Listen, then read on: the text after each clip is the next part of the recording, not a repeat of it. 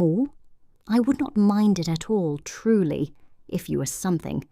My own conscience says to me, no matter what or where. But as it is, a mere lump with eyes that you are, a piece of living clay in our village, and still your heart won't let you keep quiet. You deafen the world with your chatter. It won't let me, as you plainly see.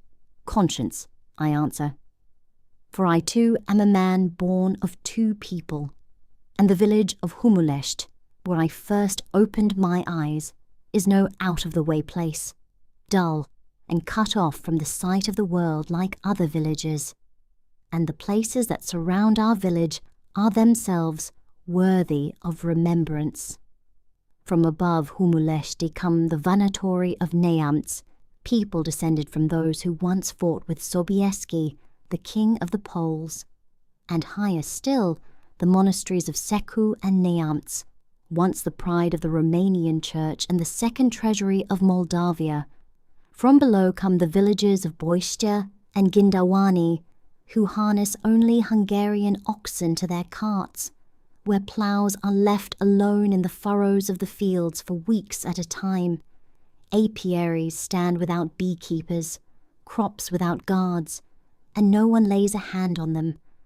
For the people of those villages know nothing of judgment. Near Boistea lies the village of Blebea, where more than half the folk, after losing their cap in the marsh, will say, "Let it be for my father's soul." Toward the southwest lie the monasteries, Agapia, hidden away from the world, Varatic, where Brankoveanka, wealthy and charitable, spent her life, and the villages of Filioara, the haunt of deer with eyebrows escaped from the monastery, Balsatesht, steeped in brine, and Chalayesht, Topolitsa, and Ochea, who chase a crow with a plum in its beak, clean beyond the border. And toward the north wind, beyond the Ozana, lies the market town of Târgu Neamț, with its quarters, Pometea, under Kochiova Hill, where every household has a large orchard. The Tutsuyeni come from Transylvania, who eat rancid bacon, trail after sheep, work wool, and are famed for their oil presses. And the Kondreni, with their mills on the Nemtse shore, and their fulling mills for making cloaks. And above the Kondreni, on the top of a high hill full of thickets, stands the famous fortress of Neamț, fenced with stakes, roofed with lightning, inhabited in summer by cattle driven away from the gadflies, and guarded by owls and kestrels that have found it a good place to make their nests. But this does not concern me, a boy from Humulesht.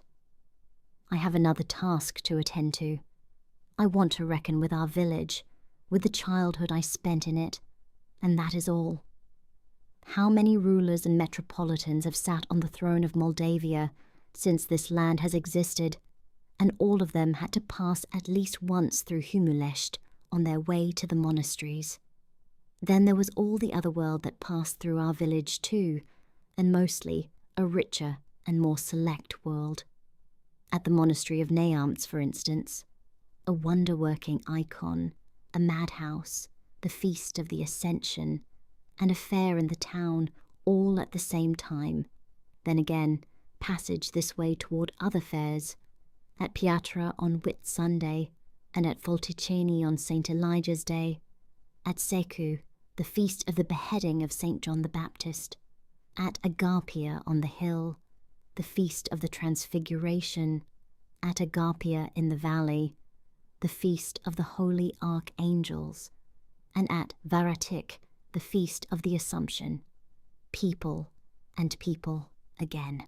And how many consecrations and reconsecrations of churches, how many visitations and inspections by churchly and political faces, and how many strangers from all over the world, how many hearts carried by longing, and how many crushed and wandering souls have passed through our village toward the monasteries, people, people, and people again, and how many foreign armies and droves of mounted soldiers, all tall Germans, clad only in braid, passed through Humulesht in my childhood, swords drawn, toward the convents after beautiful Natalitza, and the Germans raised a great uproar in the monasteries and searched every nun's cell from top to bottom.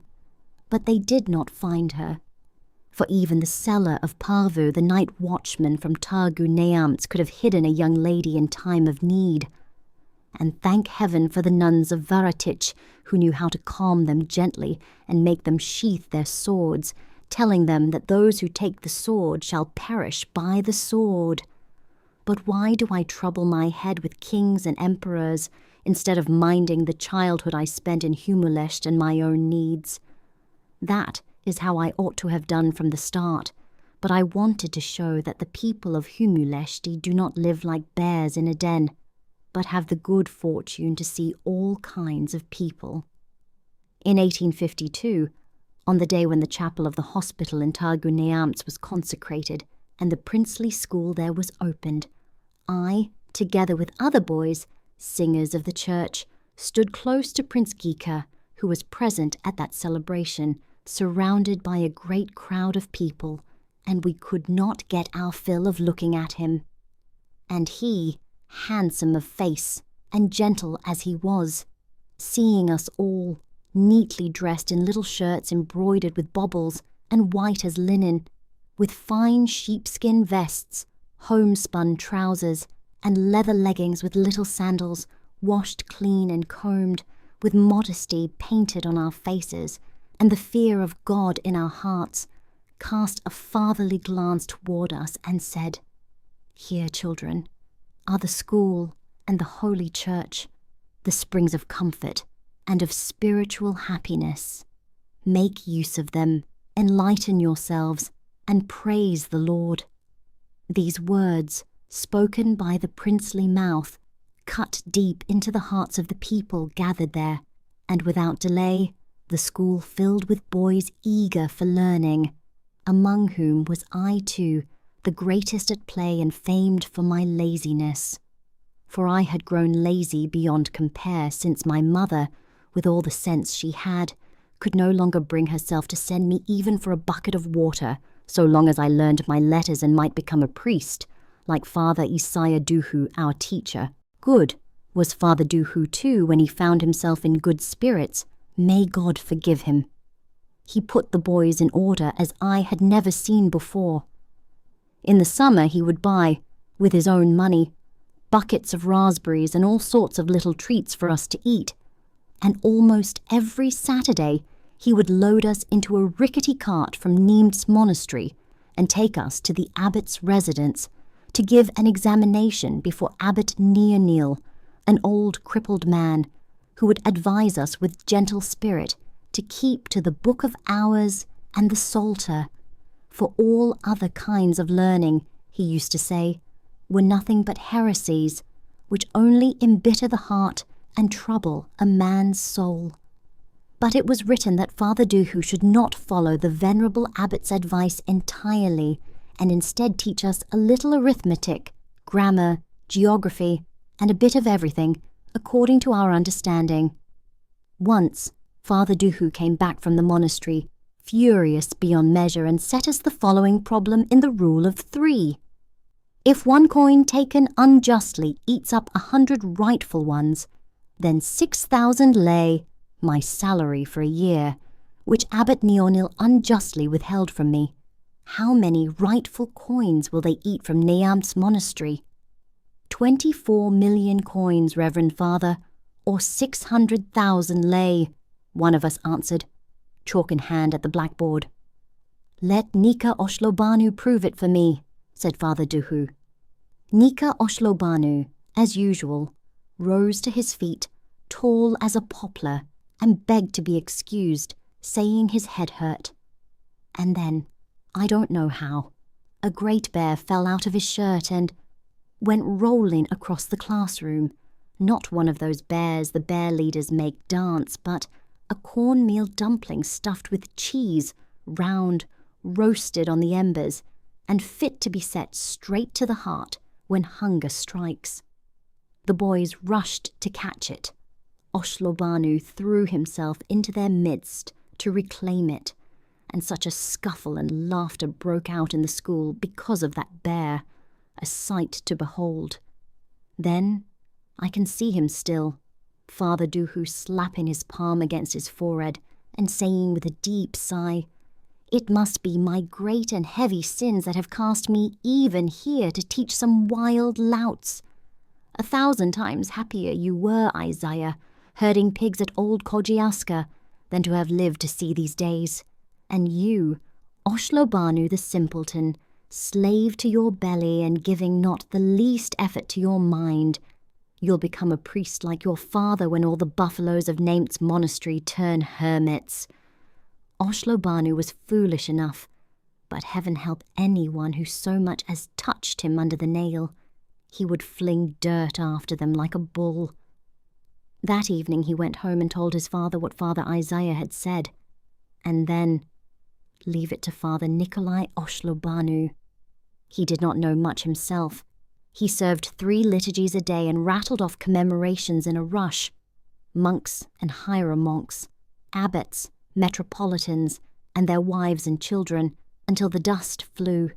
One morning, what business had Father Duhu? He took Theophan, another monk from the hospital, and together they went to the church of St. Lazarus below the fortress hill. And as soon as they entered the church, they began to find fault with Father Oslobanu, who was serving, saying he did not keep to the rite. "The rite, you sanctimonious scoundrels! I'll give you right," said Father Oslobanu, setting the holy things aside.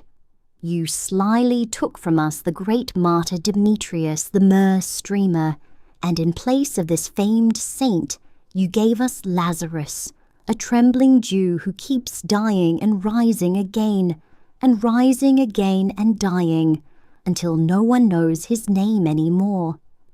Is that a patron saint?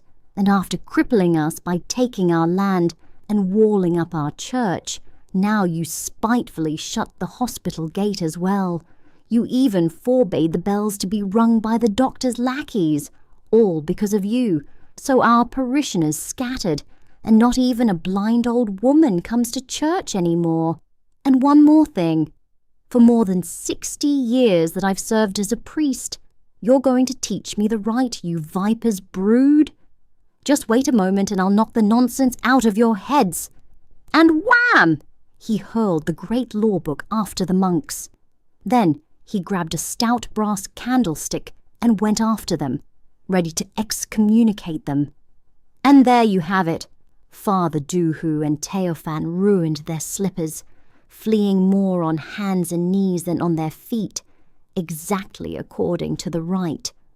The next day, Nika Oslobanu scarcely dared to show his face at school. Nor did Father Duhu dare to go near the church of St. Lazarus, for Father Oslobanu would have nailed him to a cross and stored him in the church loft for safekeeping, together with some of the icons left there from Neamt's fortress. And it seems to me the poor old man had every right, for in the place of the church of St. Lazarus there had once been another wooden church, whose patron saint was St. Demetrius, built and endowed with land by Prince Vasile Lupu, just like the one in our Humulesht. But Neamt's monastery, crafty as it was, when it built the hospital in Turgu Neamts, also built the stone church of St. Demetrius, changed its patron saint to St. Lazarus, walled it up within the hospital grounds, moved St. Demetrius's feast to the hospital chapel, and swallowed up the priest's land as well, just as it did with the land of Humulesht. And from this the anger of Father Oslobanu rose to its peak. Let him not see the seed of a monk near his church, for he would drown them. By the eye of the needle it was that he did not make a martyr of Father Duhu in place of St. Demetrius the mere Gusha. A few days after this, we heard that Nika Oslobanu had gone off to study at the catechetical school in Folticheni, so they said. My cousin Ion Mogoroja, Gutlan, Trasnia, and other acquaintances of mine had gone there too, long before, of course, at their parents' expense. And I, left without proper companions, and after Father Isaiah had also given me a little beating, quite out of the blue I pestered my mother to lean on my father, that perhaps he would send me as well to the catechetical school, though I was but a runt and a half. Gold coins, beehives, sheep, horses, oxen, and other such trifles, turned into cash, the schoolmasters had to take as gifts to the catechist at the priest factory in Folticeni, and then leave it to his holiness, he would turn you out a little priest, as if from a box. For me, however, my father gave only 2 measures of barley and 2 of oats to whom it was due, and thus I was admitted to Folticeni, for the school was only for form's sake, let the oxen get out. Arriving there late in the autumn, I lodged with Pavel the cobbler on Radasheni Street, where my other companions were staying as well. The catechist, who made day into night and night into day playing cards, rarely came by the school. Seeing this, we went even more rarely ourselves, but fools that we were, we thought we were doing enough. Pavel was a bachelor, and his house quite spacious. Benches and beds all around, another by the stove, and all were taken. And the host, toiling day and night, held court on the hearth among grooves, moulds, knives, awls, pegs, rasps, and all manner of sharp cobbler's tools, lasts, clamps, needles, awls, pliers, files, hammers, tacks, leather, thread, the pot of pitch, glue, and everything a cobbler needs. Living with us was also Bodranga, a penniless old fellow, but a delight through and through. For a little food and a bit of that 3 Easter cake at a penny, he served the whole house. He chopped wood, stoked the fire, fetched water, swept, told us stories whole nights through, sitting with his nose in the embers, and played the flute for us, doina, which fills you with shivers, korabiaska, mariutza, horodinka, alivensile, tsitura, at the tent door, dances and other lively tunes like these, so that we danced until the floorboards sweated and the soles flew off our boots with heels and all, for by then I too had taken to wearing boots, and because of old Bodranga the rascal, Pavel could scarcely keep up with the patching. Sometimes even he, beside himself, would tear his own boots to shreds, dancing along with us. Once it was Oshlobanu's turn to buy firewood, and so, despite all his stinginess, he goes out gingerly into the open space near our lodgings and finds a peasant from Saska, it seems to me, or from Bayer, with a cart loaded with beech logs. "How much for the cart, old fellow?" said Oshlobanu, to whom buying firewood was no more pleasant than becoming a priest would be to me now. 3 husashi, schoolmaster." "What are you saying, my good man, for an armful of wood?" "Why, I'd carry it all home on my back in one go." "If you carry it, schoolmaster, I'll give it to you for free." "By my faith, you're not joking, are you?" "Not a joke at all, schoolmaster. Let's see how you carry it, and good luck to you." Oshlobanu then takes the logs from the man's cart one by one and props them upright against his legs. Then he loosens the belt from around his waist and wraps it around them, tying them neatly so they won't scatter. Then, lifting them and hoisting them up with some effort, he heaves them onto his back and off to the lodgings with them. A mischievous boy nearby, seeing this, shouted out loud, "Schoolmaster trickster, he, the devil take you!" And the peasant, crossing himself, stood gaping, unable to utter a word. Now I won't tell you how loaded the cart was with firewood, which in such a place was worth 7.5 lei in those days, nor how big and strong Nika Oshlobanu was, nor about some 60 others like him, among whom many, leaving their wives at home with 2 or 3 children in the high mountains, had come to Falticeni to make something of themselves through learning. And learning there, no joke. Some sang Saltic chant over here with great airs. Ison, Oligon, Patasti, two Chendimes, homily, until they grew hoarse as donkeys. Others, in a single breath, recited with eyes shut the 7 sacraments from the great catechism. Gatlan argued even in his sleep with the giant Goliath.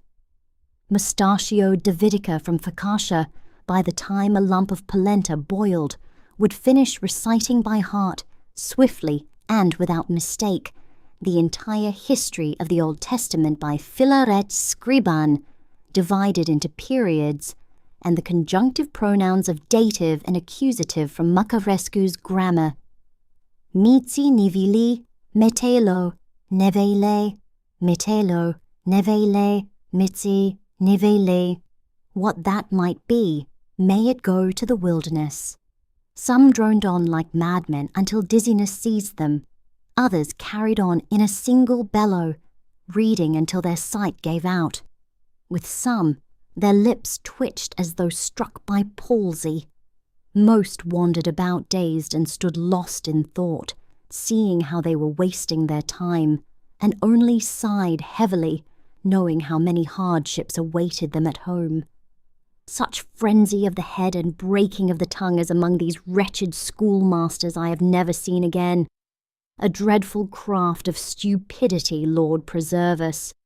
It was a real pleasure to look at Davidica, a mountain lad, with his forked beard and handsome sideburns, his curly black hair like a raven's feather, his broad and clear brow, his bushy eyebrows, his large eyes, black as blackberries and flashing like lightning, his cheeks red as 2 peonies, tall of stature, broad in the shoulders, slim at the waist, supple as a birch, light as a doe and shy as a grown girl. May God forgive him, for he never got to be ordained. The poor fellow died before his time, choked by the conjunctive pronouns. May their names perish with them, for they devoured a jewel of a young man. Mirautza from Grumazesht had a better head on his shoulders. He would wander about idly in the dead of winter around the Jewish stalls, asking now for a scythe sheath, now for flea halters, now for nails from Noah's Ark, now for strawberries and wild berries for someone setting off on a journey, or he would sing in mockery of the Jews. It's not the beetle that pains me, for it ate the beech leaf away. It's the caterpillar I begrudge, for it ate the tender leaf. It left no shoots to spring anew, for brave men to find shade beneath, and other deviltries that popped into his head. Was he mad to lose his life over Mitzi, Niveli, Meteilo, Nevele, like Davidica? I, like Mirautza, did not overexert myself to the point of dying over my studies, for no children were crying for me at home, nor had I given the catechist any great gift by that point. For 2 measures of barley and 2 of oats, I was not about to leave the priest's daughter from old Falticeni unconsoled. Besides, when I looked in the mirror, no beard or moustache to speak of, and though I scorched them with a glance and greased them every evening with tallow mixed with candle snuff and burnt hazelnut, all that labour was for nothing. And once you entered such a school, it was really only the beard and the purse, curse them, that made you step into priesthood. And then poor Trasnia, what torments his soul suffered over grammar. Once he said to me, full of sorrow, Stefanescule, for that's what they called me in Falticeni. Today we're not going to school, for I don't know the lesson, and I want to study grammar tomorrow. I beg you, come with me out to the fields toward old Falticeni. We'll study together, or each on his own. I grammar you whatever you like. Then you'll test me to see if something doesn't stick in my head at last. As it is, I can hardly learn anything else either with this new alphabet that's come out, But this cursed grammar turns my hair white. May lightning strike it. What use is it in a church? But if it's required, I'll start again from the beginning, and maybe with you, who studied under Father Duhu, I might get my bearings. Since old Folticeni held some comfort for me, I agreed with Trasnia, and we went together. It was a dry frost in the month of November, and a thin wind was blowing that day, scorching your cheeks. When we reached the fields, Trasnia flung himself down on a boundary ridge and began grammar from the very start. The first question and answer. Question: what is Romanian grammar? Answer: Romanian grammar is the book that teaches us to speak and to write a language correctly. And in another edition, grammar is a teaching that shows us how to speak and write well in a language. So far, so good. From the Book of Hours and the Psalter, poorly muddled as they were, to grammar, and what grammar at that? Not like the ones today, that chaff of grammars, some reasoned, others developed, and stuffed with complements, which, without any complement at all, explain things, until nothing is understood any more. That is, made especially for children to play with, so easy they are. But what use? Trasnia had no such luck, to tread on chosen ground. He, the poor sinner, just look what sort of grammar he had to learn. By syllable, we mean a complete sound, simple or compounded with one consonant, or even with several consonants, which must nevertheless be pronounced with a single emission of voice. And in another edition, by syllable we understand the utterance of a part of a word, etc. Well then, now mend your voice and untangle yourself, Trasnia, if you can. And then, on the third page, straight away another marvel. Question: how many parts does Romanian grammar have? Answer: Romanian grammar has 4 parts, namely 1. Etymology, 2. Syntax, 3. Orthography, and 4. Prosody. Question: what does each of these parts teach us? Answer: 1. Etymology teaches us to know the parts of speech, that is, grammatical analysis. 2. Syntax teaches us to link the parts of speech according to the nature of our language, that is, grammatical synthesis. 3. Orthography teaches us to write correctly, that is, according to grammatical rules. 4. Prosody teaches us to accent syllables and pronounce them according to the nature of words and the purpose we have in speaking. Then came misi niveli, metielo, nevaile, and other comical contrivances like these. Add to this that Trasnia was already advanced in age, thick-headed and dull in his own way, that the teacher, who himself wondered how he had become a teacher, would say, "Take it from here to here," as seems still to be done in some places today, and perhaps no blame should fall on the grammarian, nor on the teacher, nor on Trasnia, but on chance, which made people as they are, either steel knives or tin ones. And then imagine that Trasnia read the question and the answer, each in turn, slowly and clearly, so that something might be understood. Not so, you unbelievers, but rather like this. What is Romanian grammar is. What is shows, not shows. The book. What teaches us teaches. What teaches us. To speak. What teaches us. What is shows, damn it. Not shows. The book that teaches us. What is, and so on, droning very fast, stammered and without a shred of thought, until he scarcely reached to write in a correct language, the poor fellow. And after he had thoroughly gone mad in the head, he would call me to listen, saying he knew it. I would take the book from his hand and ask him, "What is grammar, Trasnia?" And he, closing his eyes, would answer quickly, and muttering, like beggars at a bridge, What is Romanian grammar is, what is, and the rest, as usual, twisting the words and babbling them without any sense so that your heart would ache for him. Not like that, Tras, and then how? Stop saying Romanian and give just the answer. What do you want with the question? And he would strain himself in an instant to answer well, but in vain. He tangled himself even worse, began to sigh, and felt like smashing his head. Leave me alone a bit, he said, vexed. And when I call you, come back and listen again. And if I don't know it even then, may the devil take me. All right, let's say I don't understand grammar and set it aside. Artia, the same. Correct, likewise. But then, Romanian grammar is that which teaches us to speak and write well in a language. Aren't these Romanian words, damn it? Even here there must be something fishy. To write in a language, cursed thing. How do you write in a language? Maybe with your tongue. Who knows the sin? It seems that however we take it, writing, goose's foot, and speaking too, God forgive us, we must speak pagan and badly, not Romanian but peasant-like.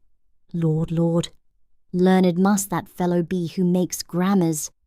And yet I sit here in the grammar and see that a table is still a table, a house still a house, and an ox still an ox, just as I learned from my mother.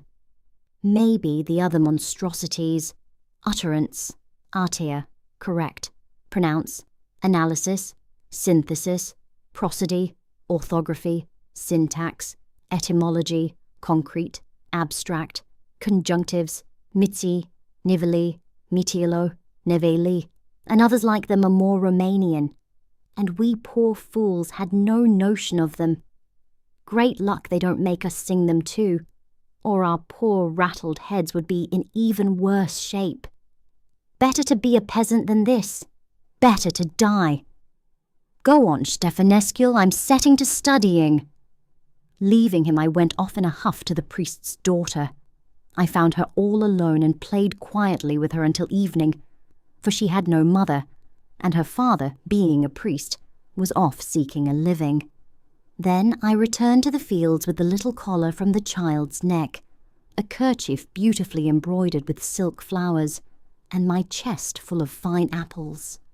And there, would you believe it, the bleary-eyed Trasnia was sleeping on the boundary ridge, with the grammar under his nose, utterly unaware of the cold. Poor fellow, poor fellow. You're not even worth egg broth. Better your mother had foaled you a colt and the wolves had eaten you, I said to myself. Hey, Trasna, wake up! Do you know the lesson? He sprang up. I listened to him, glue. Let's go home, Trazen. Hunger and cold have got the better of me, and I'm dying of boredom out here in the fields. Yes, me too. To the devil with grammar. My soul has soured from it, and besides, I don't feel well. A kind of laziness mixed with weakness, Tran, isn't it? You've hit it exactly. A sort of faintness at the heart, mixed with aches, something like that. Perhaps the chills of grammar, I said. Who knows? Maybe that's it, said Trasnia. For devil take it, as soon as you lay hands on it, sleep comes at once. Such trifles don't fit the order of the church. The saying is settled. The osmoglasnik is what it is. In my father's words, the Kentuckian fills the sack, and the Troparian the granary, my boy. What are we doing tormenting ourselves with grammar, Stefanescule? Let's go. The end of Chapter 3, Part 1.